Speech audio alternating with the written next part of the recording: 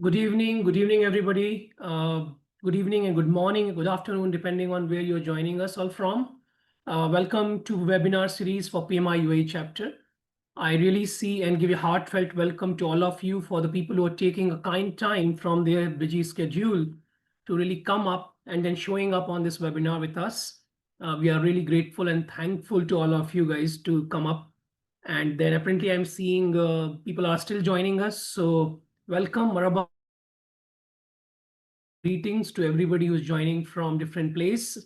You can introduce yourself in the chat. Chat is open for all of us to interact here and then give us a kind of industry you come from.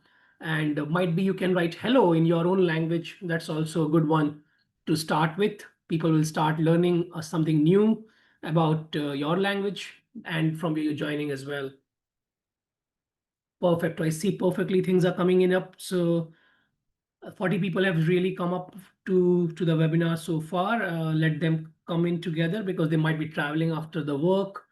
Of course, it's a kind of a summer season in the Middle East, so a lot of people are traveling. We understand that, but I think whatever the numbers we are going to get today is, I think, well enough for us to really showcase our value over here. So I think people are coming from different places: Dubai, Abu Dhabi, Sharjah, of course. Where else we are getting the people from? Let's see. Bengaluru, okay, perfect. From India. Dubai again. Good evening. Is all in the evening side. Hello, Pankaj from Dubai. Harsha, Dubai. Okay, Tanveer, Tushar, Zidane, Senthil. Good guys, good to see you out, all of you. A big shout out to all of you who take the time out with us. My name is Anchal Chobe. Let me introduce myself. The people who don't know me, by the way, my name is Anchal, and I am the part of the PMI chapter events team here. And I'm your host and webinar moderator tonight to continue this journey.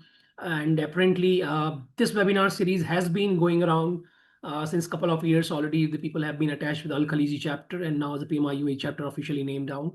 And again, the journey has been continuing because of a reason. Of course, we understand that why and for what we do. I'm going to give you a good initial background of PMI by sharing my screen very soon now. More importantly, let me introduce the some kind of, okay, I'm seeing there's still a lot of people coming in from Dubai and Lahore. Good, we have Elaine. Nice, so I think let them join in, let them give some time to breathe out in there. And I have my colleague Amir Parvez, who has joined me from the back end, and they are helping me out in setting up this webinar and the Zoom as well. So a good shout out to both of them as well there. So the topic what we are going to jump in today is been under the scanner since a couple of, I would say, quarters already, because we have been discussing a lot of things around agile leadership. We have been discussing some sort of peripheral kind of topics around AIs. So let's try to make it together. Why don't we do that? And that will be a kind of really good combination with us. So agile AI leadership, and that's what we are going to speak about today, learn about it today, share knowledge about it today, and how to lead the people and just not the projects. So we are going to lay down a foundation here for the leadership, combining the principle of agile methodology and, of course, using the power of AI that way. Okay, before we take a deep dive into our topic and our with the speaker, I would like to explain some kind of housekeeping notes rules to all of us who are joining it first time. This webinar is going to last for an hour. Have a set agenda today here to follow. We are going to go through a brief introduction about PMI chapter with you now. And then once I finish up that presentation with you quickly, we have a short time at the end of the session where we are going to speak on your questions if you have on the particular topic which we are going to speak on today with the speaker, who is Mr. Samir. So he's very well joined with us already, and we are going to do our best to accommodate your questions within the same time frame. We are having this webinar, which is going to give you 2 PDUs, and those PDUs will come to your PMI account automatically, provided if you have registered this webinar using the same email address, which is registered in your PMI account. Okay, automatically will get credited to your PMI account that way. We encourage you to really post your thoughts on the chat and interact to make this session much more engaging, also much more interesting. With regard to your questions, try to keep the questions away from the chat in the Q&A section so that I can have a good look to collate them, logically put them to the Mr. Samir there, so that they don't get lost in the chats in between there. Of course, I'm going to introduce Mr. Samir, but before that, let me introduce the chapter quickly, and then we will jump with the introduction of our esteemed speaker. So I think how many people have joined us here already? Okay, 59. We have already touched it here now. Okay. Just a second.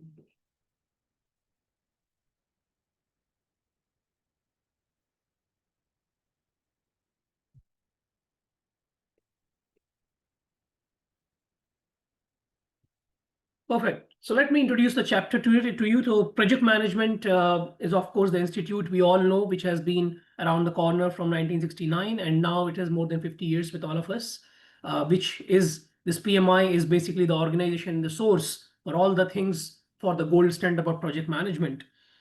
We also do a lot of professional association across the world, and the association is, of course, recognized globally in terms of training, accreditations, and community leadership as well. A lot of sponsorship and public research, thoughtful leadership, and knowledge content is also being shared through the PMI, which is, of course, the part of their journey across this particular segment.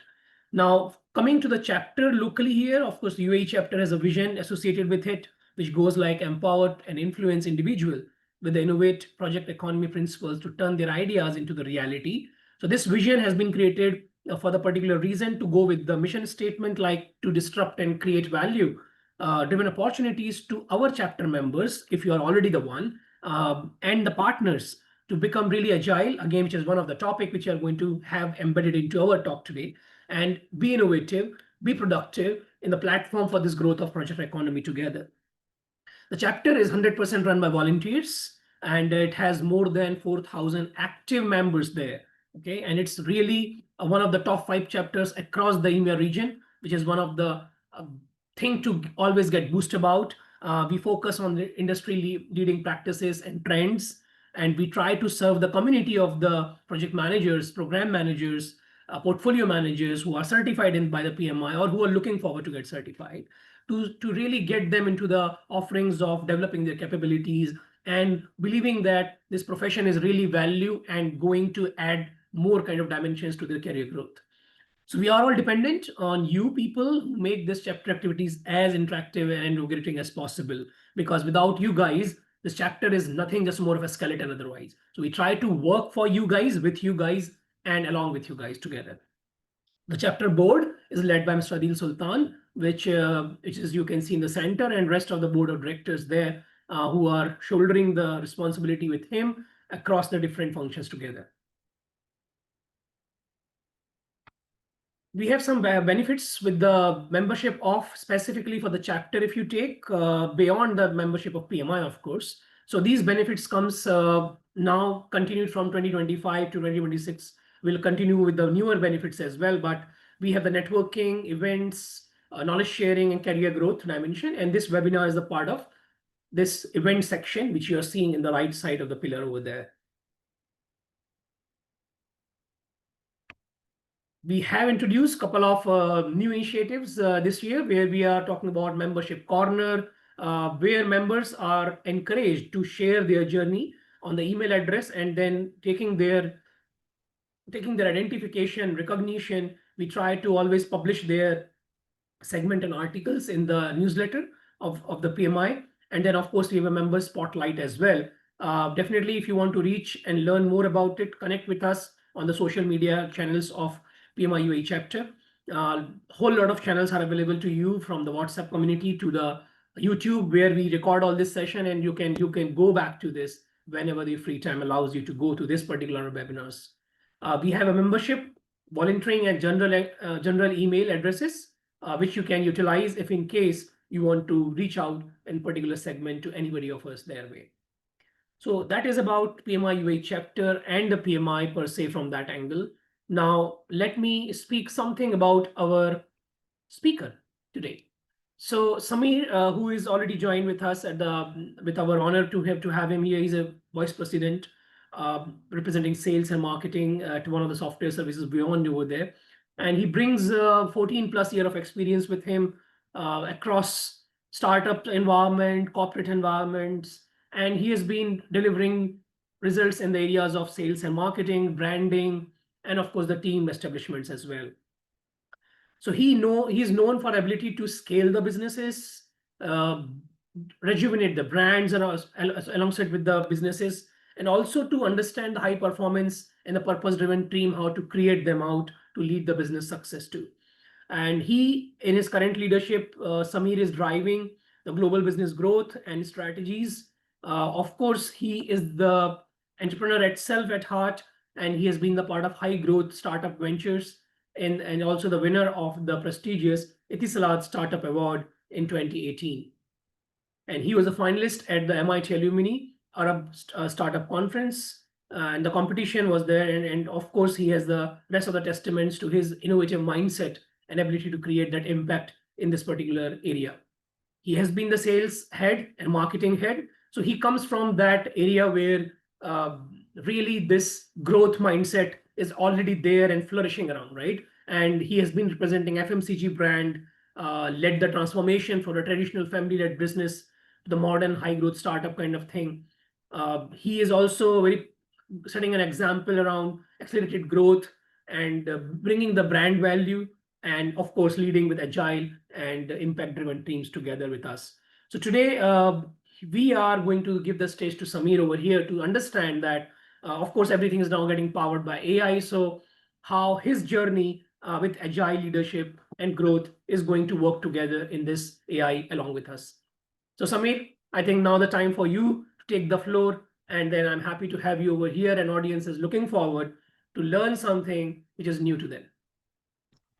Thank you, Anshul, for your lovely and kind introduction. In fact, like I said, like Yeah, I said sorry, on my Samir, I beginning, think sorry to cut you short. I forgot to announce one announce that interesting. exactly. Right, Yeah, right, so sorry for right, that. So right. I think it's a good point. I stopped you. So guys, I think we have something fun as well here. So we are looking for somebody who is continuously engaging in the chat with us, especially with Samir as well, on the type of question he's going to put through in. And then the most active, most engaging member is going to be recognized and picked up by Samir itself for a competition as a winner there. And of course, he might have get a surprise gift as well. So I think keep looking for that. And then best of luck to all of you. Over to you, Samir.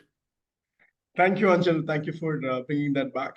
In fact, in terms of competition, and like I said, yeah, I mean, I'm really honored to meet the entire community of PMI members here. It's a kind of accomplished team what you have there, and it's my honor. And a big hi to everyone who is joining from across the globe. I see people joining from Colombo, Sri Lanka, from India, of course, from Pakistan, and then, of course, there are a lot of buddies joining from Dubai, Abu Dhabi, and Sharjah. A big hi to all of you. Great. I mean, you know now how does a sales and marketing guy works, because I wanted to ensure that you actively listen to my presentation, and that's why we have brought in the competition in there. and and Interesting, my interesting. We are my learning from you, my Samir. We are learning from you. Don't worry. Yeah, see, yeah. definitely. And then my current team was pretty much generous in terms of offering, the gift for one of that lucky winner whom we're going to choose at the end of the session. Great. Let me share the screen so that I can start the presentation.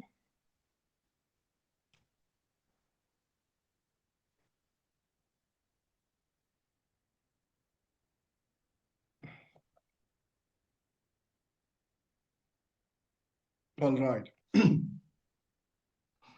Great. So Agile AI leadership, leading people, not projects. That's our title for the evening. Again, it sort of comes with a lot of terms in place, and that's how we have coined that topic. Well, moving forward, we're going to have, of course, introduction to topic, and then we're going to discuss why this topic now. And as a third point, we're going to discuss what are we going to discuss about it. I mean, what are our goals, and then how can we achieve them. So that's going to be the format moving forward. Great. Now it's time to sort of refresh and make you engage with the session. Well, we all know that it's a Thursday evening, and then we all come from work tired. Being the fourth day of the week, we are very much in anticipation of the weekend which starts from tomorrow, and that makes us feel very tired on a Thursday evening. So I wanted to refresh your mind, my mind, of course, and then your brain and my brain with a small brain teaser. And whoever is possible, if you can take out your, a sheet of paper, like a small sheet, and a pen or pencil, that's gonna be good. Let me know if you are ready by texting ready on chat. I need just a small sheet of paper and a pen or pencil. If it is around you, well and good. Just type ready. Okay. So when we get about 10 readies, we can start. Yeah. Okay. We have Ranjit Balakrishnan who said ready. Okay, got it. Lovely. So let's jump into the teaser. Cool. 1 second.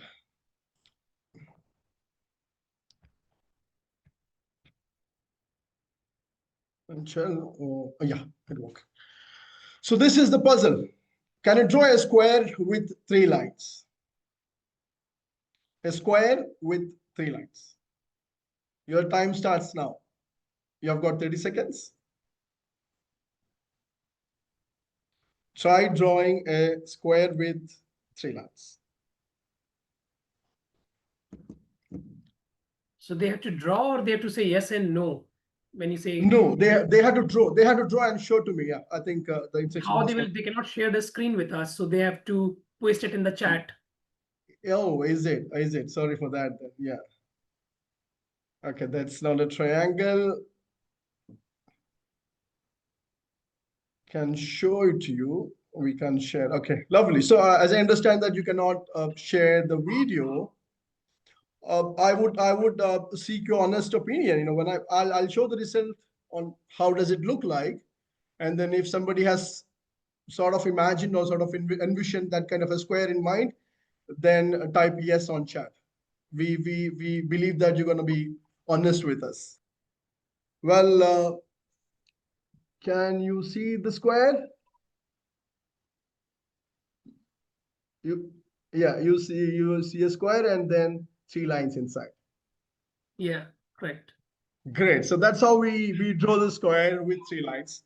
Normally we say we are sort of encouraged to. Okay, there are a lot of yeses there. Square with 3 lines inside. Yes, Shahzad Afsal. I think yeah, many did get it right, which is nice. In fact, when we had done it first time in a workshop, I think only one or two got it, which clearly says that PMI members are smarter than the rest, which is lovely. Great. So we say normally we are forced to, or rather we are encouraged to think outside the box, but here in this puzzle we are asked to think inside the box. Where in which we draw the lines inside the square as such. Lovely. Let's move ahead.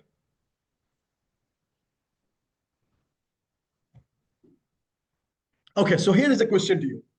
Again, I wanted your response in terms of chat. How many of you consider yourself as managers, and how many of you consider yourself as a leader? So if you consider yourself as a manager, type manager in chat. If you consider yourself as a leader, type leader. Let's see how many leaders we got and how many managers we got. Okay, so for all leader, there is one manager. Great. Biju, Imad, Ismail is a leader. We are all leaders. Harsha Jangla manager. Great going, guys. So good to see that you're all leaders and not just the managers. In fact, why did I ask you that question is because of a very brutal statement what I had come across very recently, which states in HBR study that managers are they are tend to lose their job within a few years' time because the world doesn't need managers. The world needs only leaders because the manager's role gonna go obsolete within few years, and what we need is what we need are are the leaders. In fact, even I was referring to one of the PMI report. It also said that 72% of high performing projects have leaders and not just managers. That makes us that makes it very clear that moving forward, if you are a manager, then we are, or rather we are, tend to lose our jobs as such. Great. Now moving to the topic. Our topic for the day is Agile AI leadership. So what is Agile AI leadership asset? So when I announced this topic, there were a lot of curious takers, curious questions which I received from my circle, saying that what is this all about, Samir? It looks quite heavy in terms of the terminology used. And again, you say that it's not about leading projects, but leading people. So what I did was I sort of dissected the whole thing and made it very clear to them. So let me see if I can make it very, very simple and very clear to you guys. So when we say Agile AI leadership, so let's see how does it look like when we dissect it. So the first terminology is Agile. So what is being an Agile referred to? In fact, agility is something which comes from flexibility. So when we are aware of our scenarios, our surroundings, that's when we become flexible. Agile leaders thrive in uncertainty, pivoting swiftly while maintaining team alignment. So it all talks about flexibility, which in turn talks about empathy as such. When you are flexible enough as a person, that's when you become empathetic with your surroundings, with the people around you. So that's what we mean by the term agile. Now, let's see what this AI talks about. AI talks about using systems as a tool for decision making. So using systems that learn from data to enhance decision making. That's what AI refers to in our topic today. And then, of course, leadership. Leadership is all about empowering people around us. There are a lot of definitions for leadership, but what I found most intriguing, most interesting, and most relatable is, as a leader, it's our responsibility to develop leaders around us.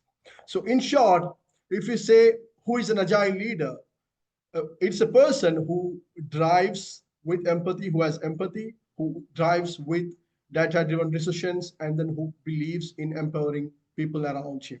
So that's an agile AI leader is. And we're gonna look into why it is relevant today in this time. Why it is so important for all of us, project managers, for all of us managers and leaders, to be agile and somebody who has acumen to manage data driven decisions and so on. Let's look into the relevance. The first relevance is adoption. So if you say AI adoption has increased significantly from the past years. So if you say about 300% adoption increase since 2020, and again, the global AI market is also expected to reach about 407 billion in 2025, growing at 23% cumulative annual growth. And again, it said that one of the report is said that there are about 90,000 companies operating in the domain of AI worldwide. Yeah, so those are the numbers what we see across from the adoption of AI. And again, in one of the surveys done by Hostinger, I believe, what it said was about 70 to 80% of companies have started using AI in their processes, in their organizational processes as such. This number might sound a little alarming, a little high on the side, especially because when they surveyed, they also taken into consideration the adoption of tools like ChatGPT, Gemini. So if they found somebody using ChatGPT for drafting mails and so on, they still counted it as AI adoption as such. So it doesn't mean these many companies have deeply integrated AI in the process, but this just means that they are using some tools in their processes which supports them in their business operations. And in fact, I think as per McKinsey and BCG reports, there are about 10 to 15% of companies worldwide which has very deeply integrated AI into their organizational processes. So this is one reason why our topic becomes relevant today. Second, we are talking about hybrid teams. Earlier, when we talk about hybrid teams, we were referring to people working remote, people, some people working, from office, and then of the flexible working hours as such. But now the hybrid has a broadened definition, I would say. It's all about people coming in along with the machine. So you have people, you have machines as functional team members. So here humans bring creativity, empathy, judgment, and so on, while AI systems, they bring speed, data processing, and consistency. That's where the hybrid teams comes into play. So you're managing not just the people, you're managing people plus machines across. Let's see why this topic is again relevant. For the third reason is PMI pulse skills. Not in fact, one of the studies found that topmost skills, we call it power skills, are emotional intelligence, change management, and data literacy. So this all connect to our ability to be agile, our ability to be empathetic, our ability to be flexible. Even a PMI Pulse report, they also sort of rate this on a high scale, which means we, as a leader, we have to be very open in terms of accepting these changes, what is happening across.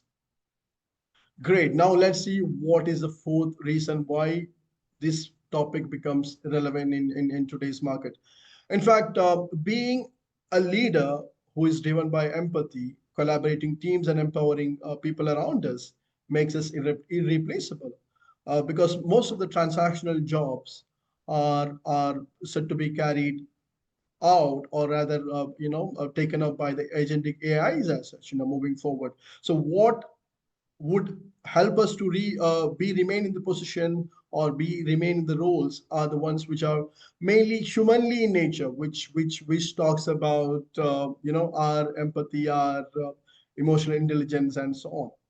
Great. So that is why we say we have to be an agile AI leader to shine in the days ahead. Great. So out of this session, what is our goal? From um, this session, what are we trying to sort of learn or gain? I would say traditional leadership actually position us in three main domains. One is command and control. The other one is we are driven by fixed processes, and the third one is hierarchical decisions. We rely on those hierarchical decisions as such, where the decisions are always made at the top. So our goal is to actually move to agile AI leadership, where command and control becomes empower and inspire, fixed process becomes adaptive and experimentation, and hierarchical decisions becomes collaborative decision making as such.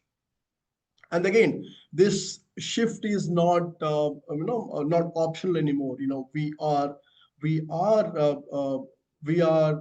bound to, we are forced to learn all these skills, so that we can maintain our dominance, our control in the roles what we are actually playing now.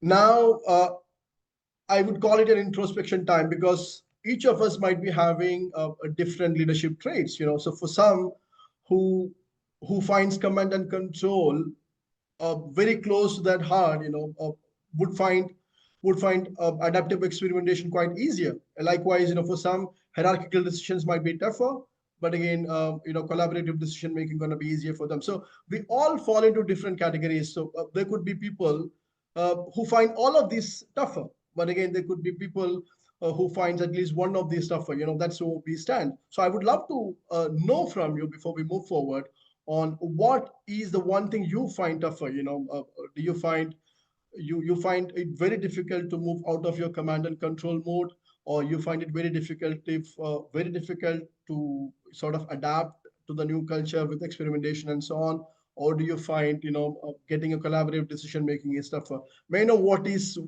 you find is most challenging in your case? I would love to see those answers on chats.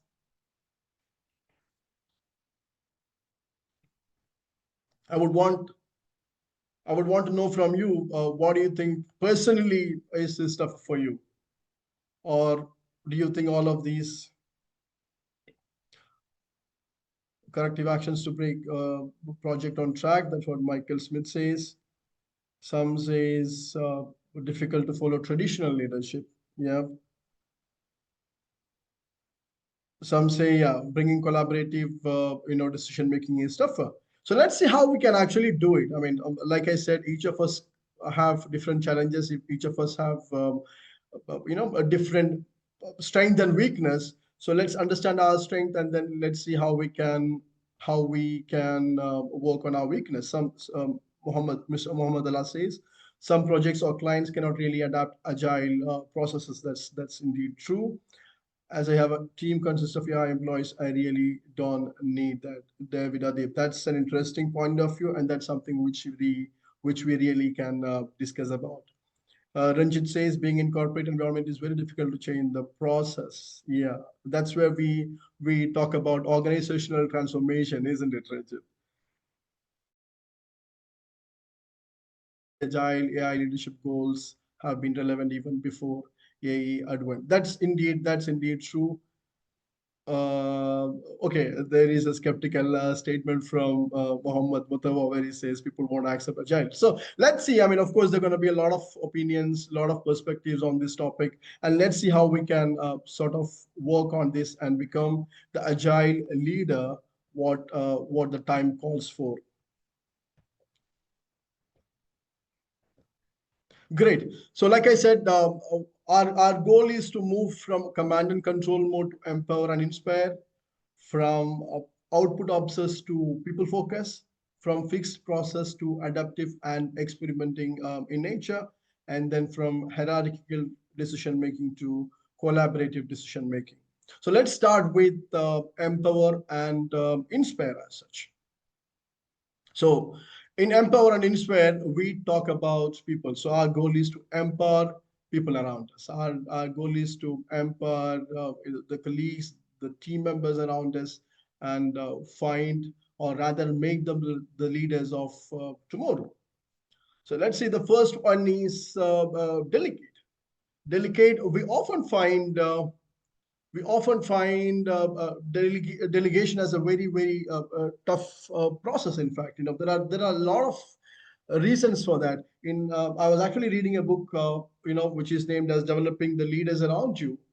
In this, in fact, the author says there are definite reasons, because for many of the managers, they find delegation of works little tighter, because they sort of drove many of the tasks closer to their heart, and they don't want to release to those who are under them. And some find a mistrust in the capability of the team members. That's why they are not willing to share the task and so on. So there are a lot of reasons. Again, even in the same book, the author says, or actually gives us a kind of a questionnaire, in which he tries to help us understand what do we fall into in terms of our skill as a manager who loves to delegate and so on.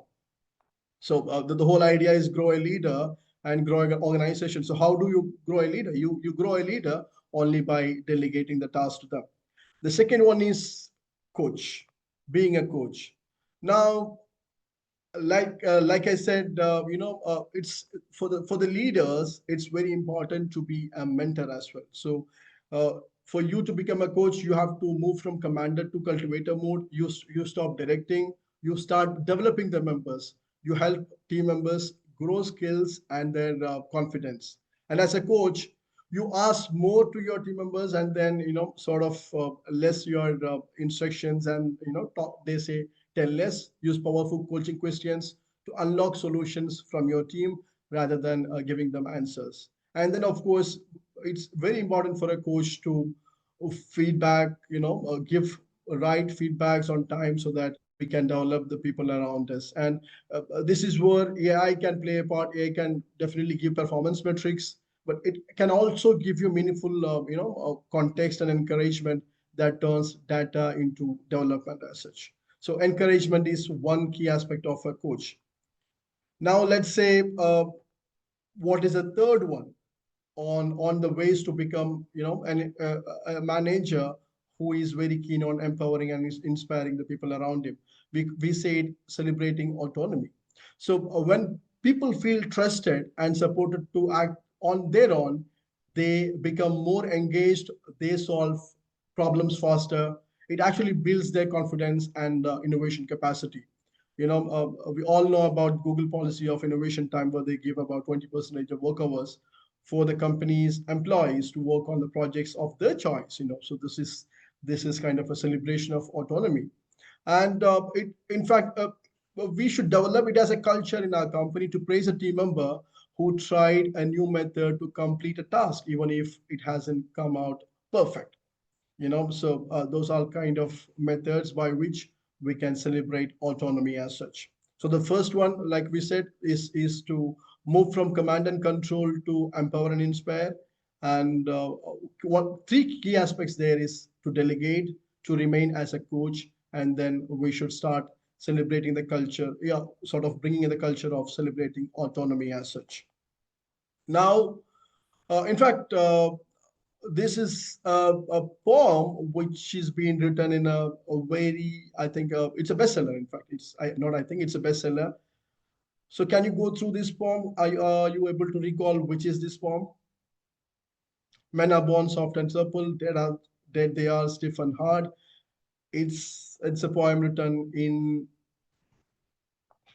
Do anybody recall? Does anyone recall, and what does this stand? Yeah, it's La Tzu's poem. Yes, Chinese it is in fact. Anybody else recall what exactly you came across? Because I actually spotted in one of a bestseller, and I was told by many of my friends that it's there in other books too. But again, there is one which I would love to hear from you, listeners. Do you recall this poem somewhere in any of the books you read?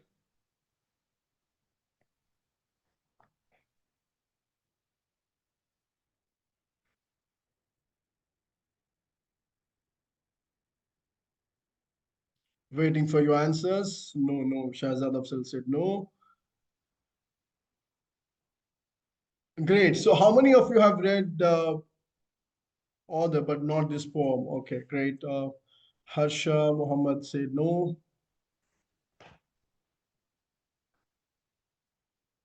Great.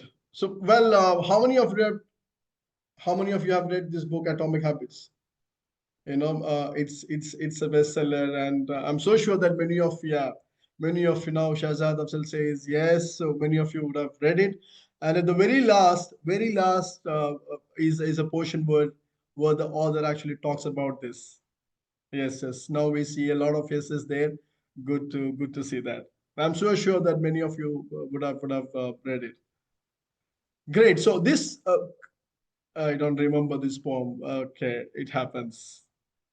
Great. Well, this poem is all about flexibility. So if you look into the lines, it clearly states, "Thus, whoever is stiff and inflexible is a disciple of death." That's how it is, and that takes us to the next one, which is I see a slight difficulty in transitioning. One second. Yeah, which is the mindset transition from fixed to adaptive. And the earlier one was with related to people. When you talk about empower and inspire, now we talk about processes. In processes, how do you change your mindset? Great. Let's see what do come under these points. So the first one is accept failure. So this is where you need a bit of flexibility, in terms of it's about running fail forward rituals, as they call it. No matter how much time you fail, you still motivate the team members to move forward and work on this. So they say fail fast and learn faster. This sort of culture sort of it encouraged rapid iterations instead of sticking to legacy processes. And AI can really simulate outcomes, so we can use it to test, learn, and pivot quickly. And then this concept or this factor has to be brought in organizations as a culture. So we should normalize failure as a feedback. So instead of blame, treat failure as an insight, and then each missteps can refine, or rather help us refine our project strategy. And then of course we'll have, as leader, It's our responsibility to create environment where people feel comfortable to experiment. So that's the first thing. We have to set our mind to accept failure and in a way to celebrate it as well. And the second one in terms of processes is to make use of data as a tool. So in fact, all these AI tools and stuff, they help us to remove guesswork. AI tools they analyze historical patterns. You call it budget burn rates, and we call it in sales and marketing. And then of course it helps us to understand the resource constraints. So we have AI to helps us in decision making, and this also helps us to bring more transparency and trust when the real-time dashboard is shared across the team members with all these visual analytics, which gives all the points related to the decision making. It actually improves the transparency and trust between the team members and the team. And then the data can actually spotlight the opportunities, not just problems which lie ahead. So it's very important for us to rely on data in our decision making so that we remain flexible with our mindset in terms of taking the right decisions as such.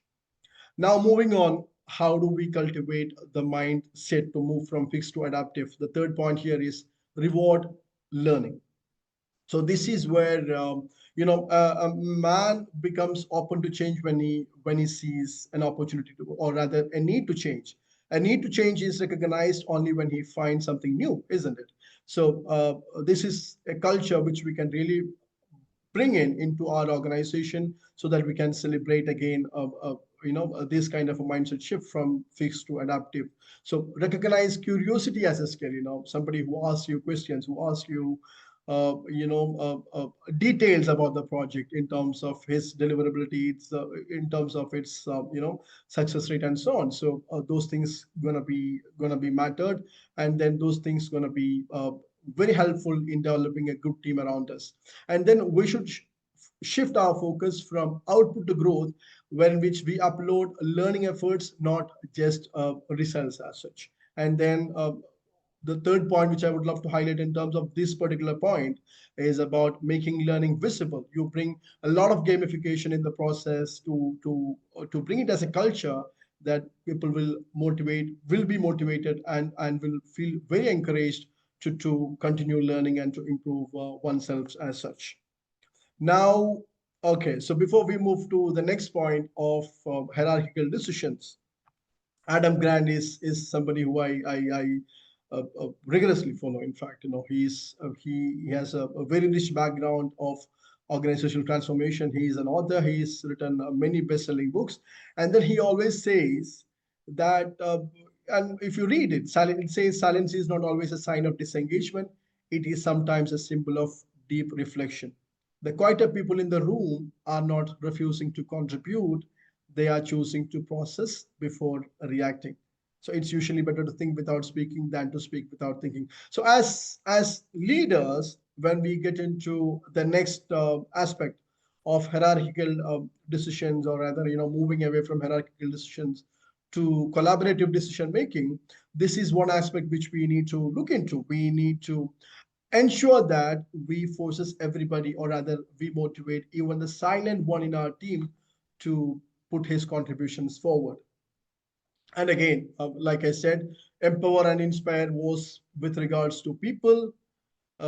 Fixed mindset to adaptive mindset was with regards to processes, hierarchy, and collaboration. From hierarchy to collaborative decision making, we are talking about decision making skill sets here, decision making nature here. So how do we bring that collaborative decision making in our teams, in our organizations as such? And there is one point which I would love to highlight here. In one of the Steve Jobs speech I heard, uh, any decision he takes, he doesn't move without the consensus from the top management. So he said, even if it is debating for days and hours and days and weeks, he would still find that time, so that not everybody in the organization, yeah, we need to be very sure about it, but the top management who works in, who falls into the category of why and how. So he said he will debate day in and out. just to make sure that they have clarity and they all come in consensus with the decision what they take at the top level. And we see what has that done to that company. How positive those moves or those decisions were in shaping the legacy of that company as such. But again, it might not be possible in all the scenarios. But again, wherever possible, our ultimate goal is to, or rather should be to get consensus among our top management, and then we should be training them to cascade those goals or those whys and hows to people below them, in fact. So the first one is co-create here.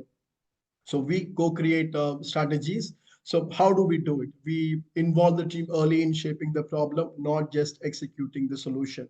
And it's also said that diverse inputs build better outputs than bringing the same narrow perspective. So it's always good to involve people in strategy making itself, not just at the execution level. And then here, when you do a co-creation, the very much celebrated design thinking also comes into play, where the collaborative problem solving aligns well with iterative agile sprints and user-centered design. So we should be focusing more on creating the strategies together as a team. And the other way of sort of enhancing collaborative decision making is to bring, or rather conduct, no title meetings, they call it. So brainstorming sessions where all it could be from cross-functional teams, also need not be from your team as such. It could be from any of your team members, and then involve them in the process, in the brainstorming, get their inputs, ensure that that is taken care. And then if you feel like it has to be accounted. And there is one more point which we need to look into while sort of driving these meetings, is because normally a leader might not be a good facilitator. he might not be he might be good in leading, but again, he might not be good in making people say the opinions, or probably bring everybody on board and share their opinions or ideas as such. So in these meetings, we can even keep a facilitator as somebody who controls the whole thing, rather than just having a leader who is not well experienced in terms of driving these collaborative team exercises as such. Right. And now we have the third point in terms of decision making, how we can bring this collaborative decision making in our teams and in our organization, which is collective intelligence. So it said that two people can solve a problem quickly than one, because there are two brains in work. So that's what it does. Even in the hybrid teams now, we are talking about, when we talk about two people, it's actually two resources. One could be human, and then one could be AI. So it actually helps us in amplified thinking. So if you use AI tools to analyze data, it will give you options. It will help you simulate outcomes, and then based on those, you would be able to design what actually works best for you. And like we mentioned earlier, of bringing your colleagues, your members from other team as such, we should also, when we run these kind of iterations, or when we run these kind of meetings, it's always good to bring in our juniors, who might not have been exposed to the domain as we are. But again, probably they could be the best contributor, because knowledge is everywhere. Somebody who focuses on it, who runs behind it, can learn a lot than many of us. So instead of looking at their experiences or normal exposure, we if it sort of try to bring in people from all the levels, all the disciplines, this collective intelligence is going to help us a lot in the process. Now, since we talked about all these on, moving from, we said moving from command and control to, empower. We talked about moving from a fixed mindset to adaptive mindset. We talked about, from moving from hierarchical decisions to collaborative decision making. So now let's see, how can we measure? Because of course there has to be a measurement metrics, wherein which it would help us to actually look into how are we performing on those lines. Yeah. So like we have already talked, like we have already identified, actions under empower, inspire, empower and inspire could be delegation, remaining as a coach, and then celebrating autonomy. Now let's see what probably could be a right metric. Of course, there are going to be a lot of metrics which we can use, but again, one I found interesting was the one which I have written here. So one is delegate. So how do you measure delegation? You can very easily look into the numbers on how many decisions have been given to rather your team members, as instead of you deciding on a thing, how many times you have asked your team to actually decide on it. So that could be one metrics by which you can measure your delegation acumen, or probably your delegation interest, and see. And how do we measure how good you are as a coach? Yeah, because coach, like I said, they sit with the team, they try to understand the strengths, they try to encourage them, they try to sort of give them positive feedbacks on reinforcements, and also try to help them work on the weakness. So being a coach, how do we measure how do I perform on my coaching level? So probably mentoring assignments which you take, within your team or outside your team, could be a very good measurement yardstick for measuring how good you are becoming as a coach. And then the third point is celebrate autonomy. So how do we measure this? Again, if you look at the employee innovation rate which is happening across, because if you celebrate it, that's when many people would come forward, working on their projects, working on their ideas, throwing their ideas, to you whenever you're free.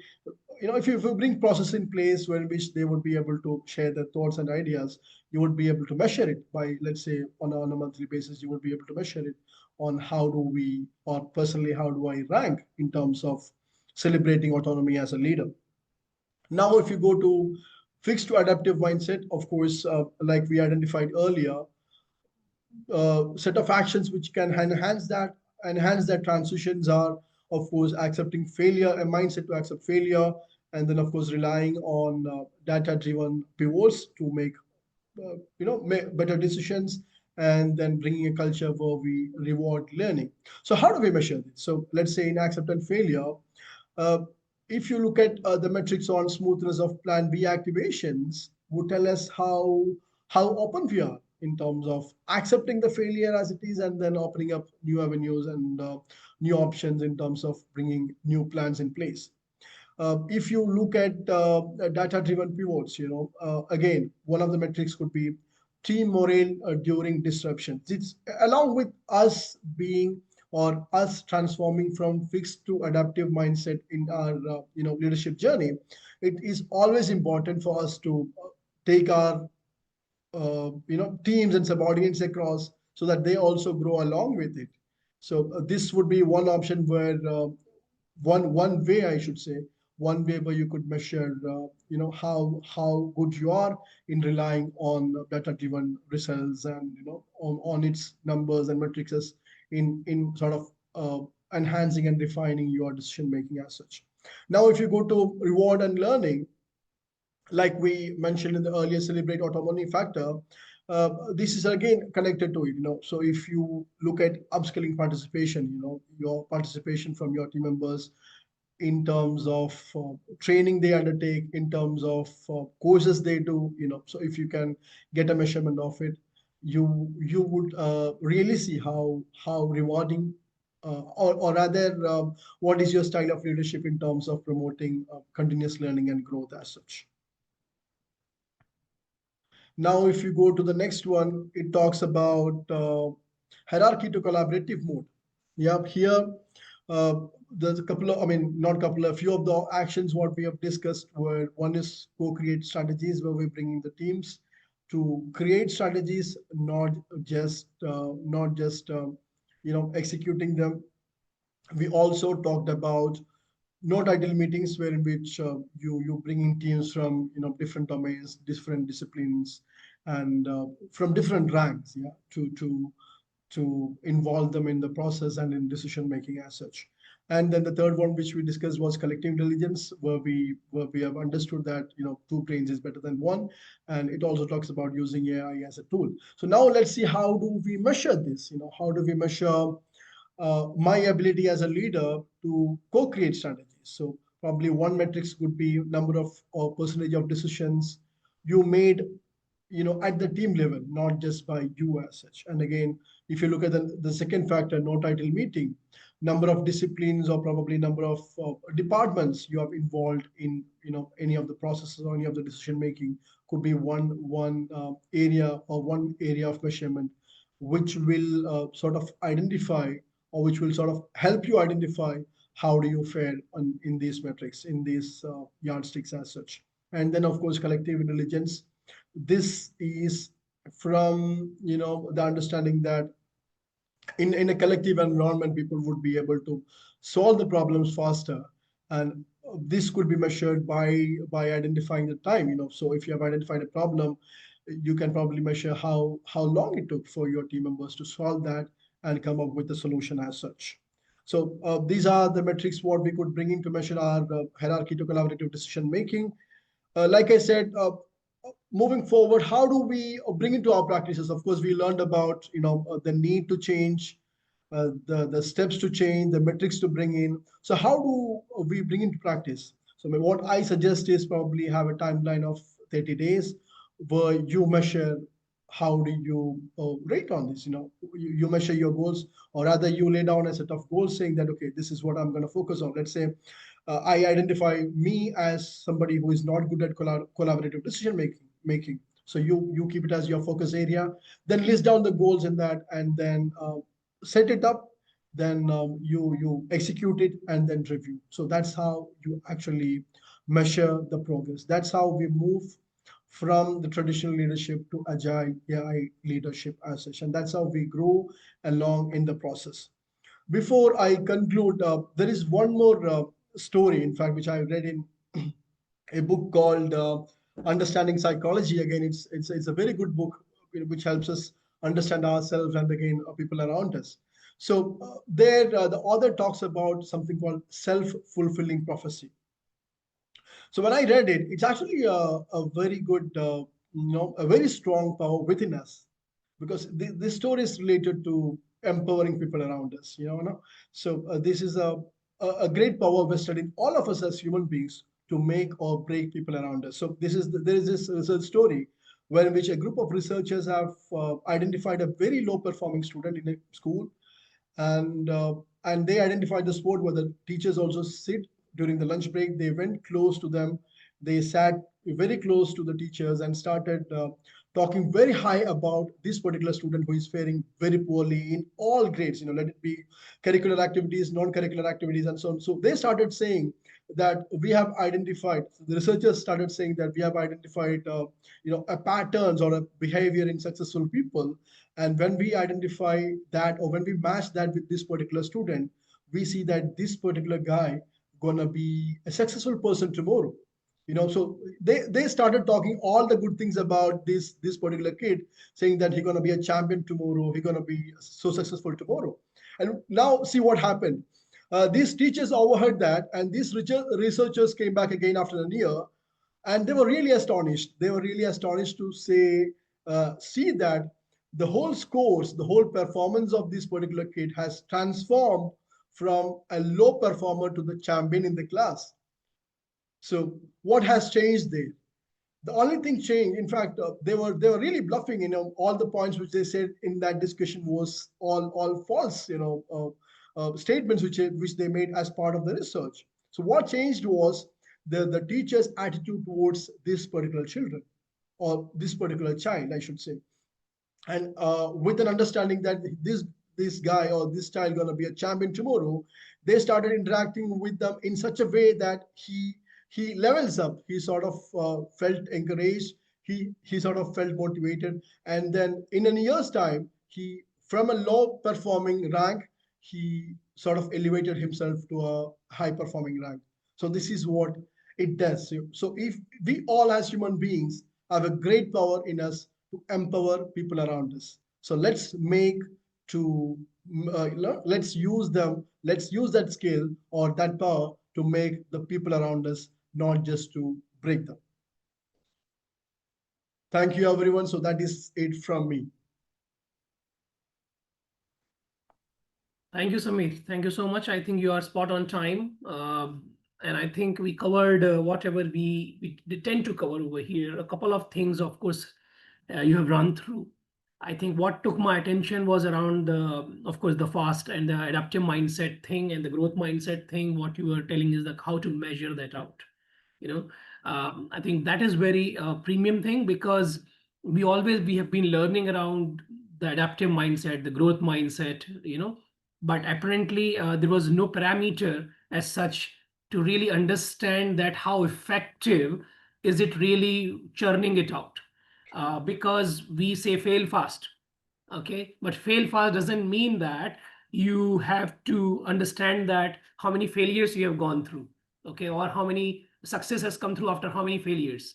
Rather than that, what you put up as a kind of scale was a very interesting one to me there. We have some questions here, of course, in the Q&A side of the thing, of course, but I would definitely encourage you to pick up the winner as well, if you can do that. Meanwhile, let me put up some questions in front of you. um, from the perspective of chronological order, if I just pick it up, Ashraf is asking from that angle that you talk about servant leadership.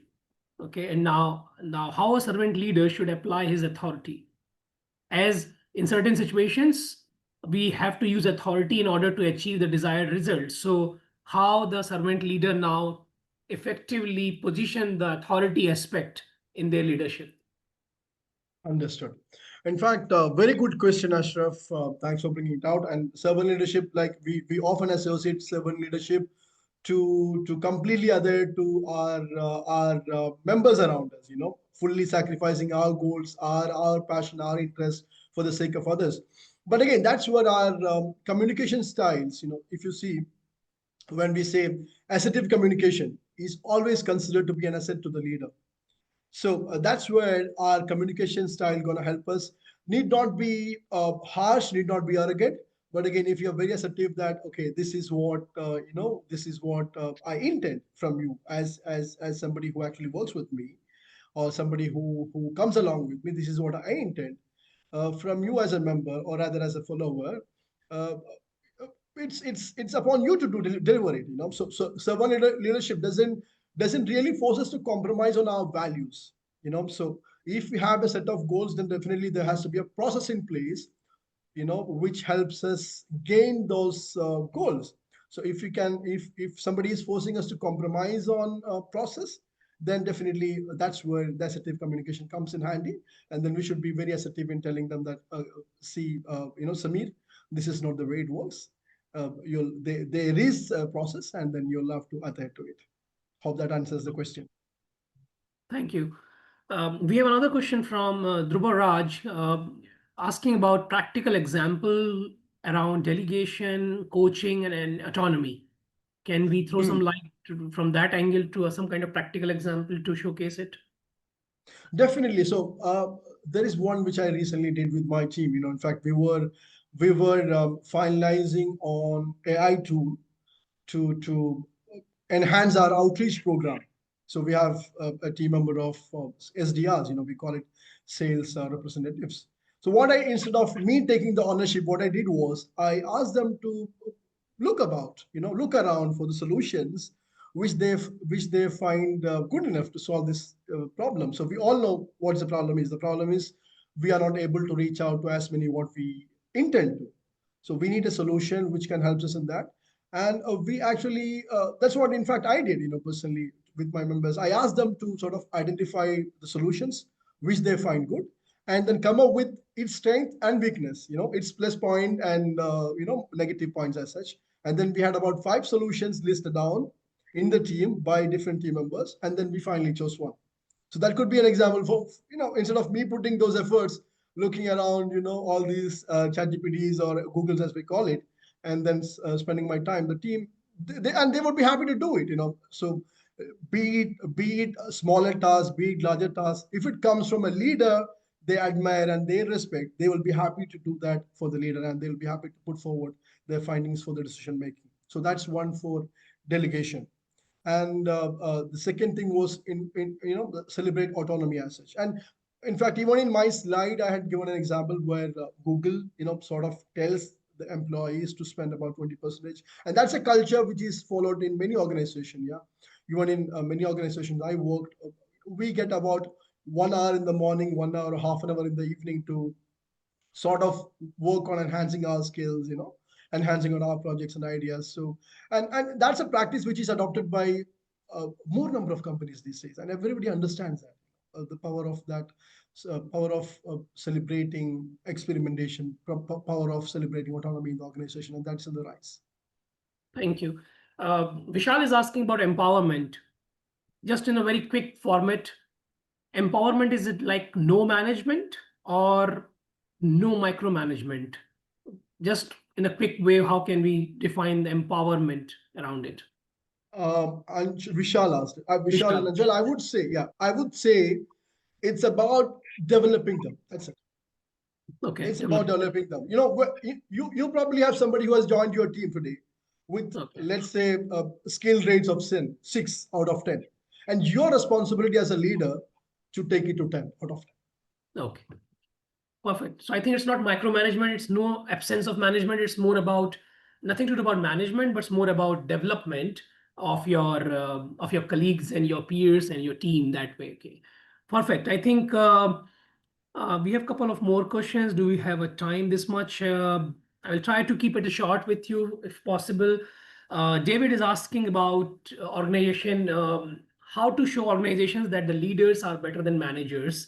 More of a kind of philosophical situation at the moment, because we say that uh, people who show the empathy, okay, they are the leaders. They listen, but they are getting fired. They don't get recognized until they enforce the rules and policy with the cold blood. So in the nutshell, actually, how to show that organizations which have leaders rather than managers, they are going to go the long lasting there, something like that, I think. Oh, okay, great question. Then, in fact, there are two aspects of it. One is in terms of organization. Yeah, how do we make organization or the top leadership team understand that this is how it is done? In fact, that's gonna be one of the challenges, of course, because it's not easy to make them understand what we say. Uh, but again, I'm so sure that if somebody is running an organization with a growth mindset, they would be really welcoming new ideas, new thoughts, and then probably you can also suggest them, in casual conversation, probably you can tell them, okay, I find that speaker quite good. Let's say, for example, we speak about this guy, the one who Simon Sinek. Simon Sinek, for example, Yes, he's a he's yes. a he's a very very celebrated author and he's a very celebrated speaker. So maybe in your discussion with the management, you can bring his name, say that, see Samir, I've heard his speech on this topic. It's really interesting. Why don't you go and look into it? So probably those kind of making them understand what's happening around, empowering them, gonna be one thing which we need to do at the organization level. And with team members, there is this interesting book written by Brian Tracy, I believe, which talks about dare to lead, and she counts, in fact, vulnerability as an important leadership trait. It's not that we have to be macho always in front of the team members. So at times there are times which forces us to go down. Probably there could be occasions where we don't have an answer. you know Yeah. yeah, so instead of actually forcing, or rather pretending that you have an answer there, it's okay to say that, okay, Anshul, I don't have an answer now. Probably there is something which I need to look into it. Yeah. So bringing that vulnerability adds to your leadership value. It Okay. makes you more human. It makes you more human, and then connectable as such. So that's where we need to look into. Thank you. I think again, I think we should be take the last one over here is that Bhuvnesh is asking that there are some early signals in the team that they are resisting the AI related changes. Uh, what are some early signals that a team is resisting AI led change, and how can agile leadership help navigate that resistance? Can you rephrase that question, Anshul? If you can, Yeah, probably. I didn't so get I'm the also first trying part. to read. So first, I think let me just put it that way. He's trying to ask you that basically that what are the some kind of indicators that we can learn that the team is resisting the change which are led by AI, since you bring the AI into the context here, and Mhm. how can our leadership using agile one can overcome this resistance from them? One thing, like I said, in terms of educating the leaders or top organizational people, like top management, one thing is about educating them, telling them the need of it, telling them that nobody has an escape. It's all about Mhm. embracing with open arms. Only the people who are ready to explore and put themselves to work along with AI can go in the long run. So if somebody is highly resistant to change or highly resistant to adopt AI into the future or into the process, we can be very, very brutally honest with them, saying that this is not the way. I mean, the world is changing, and this is not the way it works. And that's one. And secondly, most of them, all these resistance stem from the very basic feeling of insecurity. Yes. Yes. It stems from the feeling that, okay, what if AI comes in? What if I lose the job? How should I be treating that? So if we can address that well, saying that, okay, it's not here to replace you, or probably if that is a position which going to be replaced by AI, probably we could tell them, okay, we have a plan, we have an alternative plan for you to accommodate you. But at the Mhm. end of the day, with agentic AI coming in, a lot of AI processes coming in, even for us in our HRMS system, there is a lot of AI functionalities which we work on these days, and those going to really take out the transactional works, and then maybe data entry's jobs, or probably the role of just looking onto the numbers and taking a decisions might go even in the HRMS stream. you know so it's all about educating them and addressing their insecurity. That's a prime point, I would say, and then getting them Mhm. onboarded. Yeah. Okay. No, I think that's fair enough point. I would just like to add last 2 cents on that particular front. So I think there could be the multiple factors. One, you already highlighted the insecurity aspect of psychological insecurity. And so of course, there could be another 2 aspects about inertia. Okay. Or is it really the question of capability? So depending on the factors, you have to really contextualize your early indicators. And that you cannot do just by meeting them of the context. You have to address them right on the head. Take them out, speak to them. What are their inhibitions? How they are taking their learnings? What motivates them? These kind of questions you need to probe them out, and then apparently need to go to second level down to really address the inertia issue. Or is it really the capability issue? Then you have to address it through the AI ladder from a literacy perspective that way. So might be they're not getting enough support, might be they are not getting environment to really speak it up or to share their insecurities or their incapabilities, which they are Correct. getting worn out inside their mind, and the collectively it is going to build up. So I think with that, I think that thank you so much, Samir, for bringing that particular perspective to all of us. Fantastic. And then this webinar is going to be recorded in the YouTube already. They can see it, but they're waiting for who is the winner in your eyes there. Who Well, is who is the winner? the Well, I lost the side because of the presentation. So who okay. who do you think is the winner? Who has engaged with us the most? Okay, so I don't want to be biased to anybody over here that way because I have to repeat myself every session. So I would like to keep myself safe around it, picking in particular name there.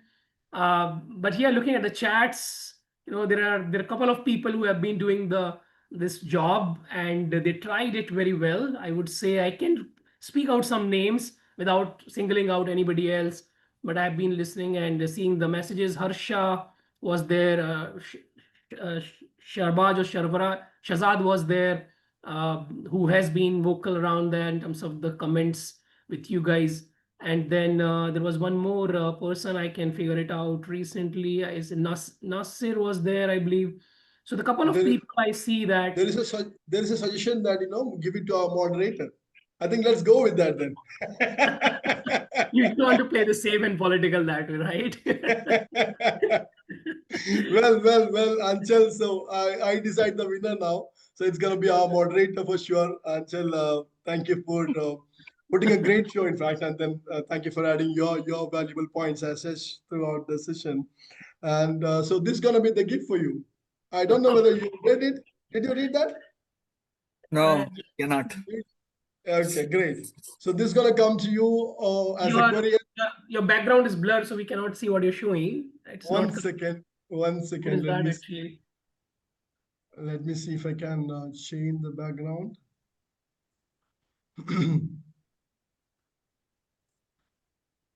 Okay. Start with why from Simon Sinek. Okay. Great. Good. Okay, we will Great, read great. one. In fact, there was a comment there in the question that how do you find the time to read the books in the age of YouTube and then these stuff? It was a comment there in the question there. I thought of taking it, I forgot about it. So any last two inputs that how do you try find the time? uh, Seriously, there is this thing which Ankur has said, you don't need to read the whole book a day. Just make a point that you read 10 pages a day. That's it. And for Uh, 10 pages, and for 10 pages, Shazad you asked read that how many question. minutes? Yeah, Shazad is telling I asked that question. So of course the whole credit for to Shazad to ask that wonderful question. How do you find the time? So Shazad, read the book for the at least for the content, not for the full, as Samir is And telling. 10 pages a day 10 will pages. help you finish a book in a month's time, which means Uh, in a year you'll have 12 books, okay. which you have read. So that's the whole idea. Okay, perfect. Perfect. I think that was a good inputs from all of you guys. Thank you so much for being so engaging with us. Definitely don't forget to register yourself for next week. There's another webinar now on the 31st of July, which is Beyond the Tools of Emotional Intelligence in this augmented project world. And Aina Alive is going to present that webinar with us next week. Looking forward for your registration over there. While we close tonight, I would like to thank to all of the people who attended it. And of course, the good thanks to the rest of the PMI chapter volunteers who are always doing the great job in the finance, governance, outreach, and membership team with all of us. I think with our people around us, we were trying to make you feel that you are valued and you are definitely connected with us from the event page from the UI PMI chapter website as well. While we are going to close session for today, thank you, Samir, as well. And thank Thank you you. so much for your lovely inputs and have a good evening. Thank you, everyone. Thank you, Amir. Thank you, Anshul. Thank you, Parvez. And thank you for the entire PMI community for giving me this opportunity. Thank you. Take care, Samir. Bye bye. Thank you.